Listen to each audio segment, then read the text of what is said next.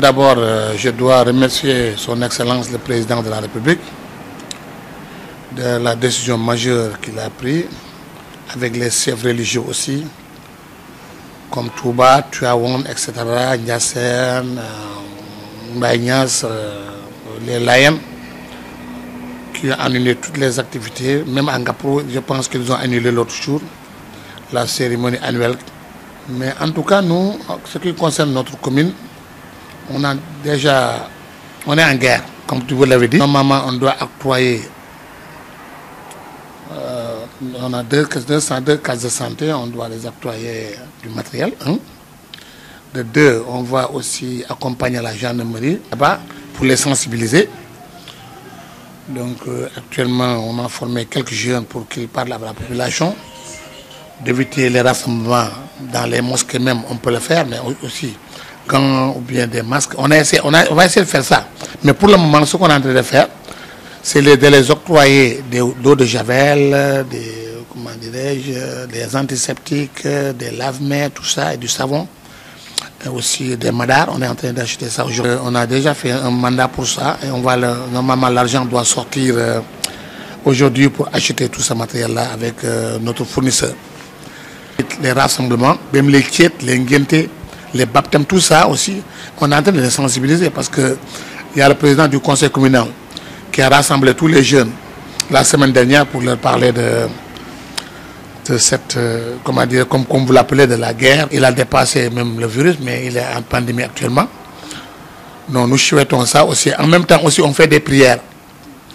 Parce qu'on a fait des prières, parce que peut-être les prières vont nous aider beaucoup d'accompagner le monde, de nous aider à convaincre cette maladie-là.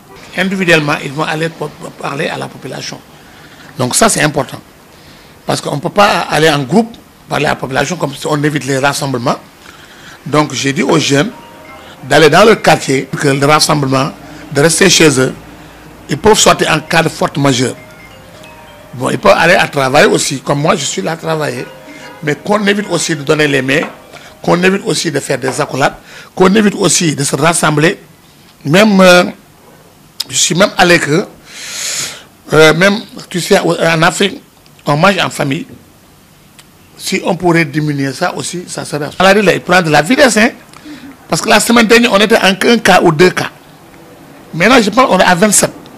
Imagine dans le monde, là, il y a 140 quelques mille cas.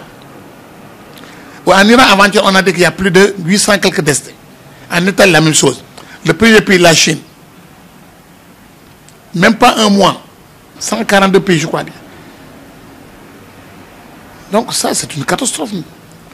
On va remercier aussi le ministère de la Santé qui est en train de faire un excellent travail. Et puis que les gens sachent que ce n'est pas une première dans ce monde-là. Il y avait la peste, il y avait la lèpre avant, il y a aussi l'Ebola, par l'aide d'Allah subhanahu wa ta'ala. Il ne faut pas qu'on se décourage pour dire voilà, le maladie est là, bon, on ne peut rien. On peut faire quelque chose. On doit être fort de confronter ça. Force, sensibiliser la population, de parler avec les personnes, d'éviter les mains. C'est important.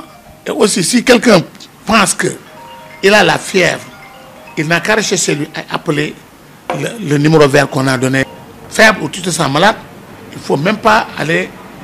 Tu peux rester dans ton chambre, appeler par exemple, comment dirais-je, le numéro vert, qui puisse venir t'assister. C'est important, c'est ce qui est important.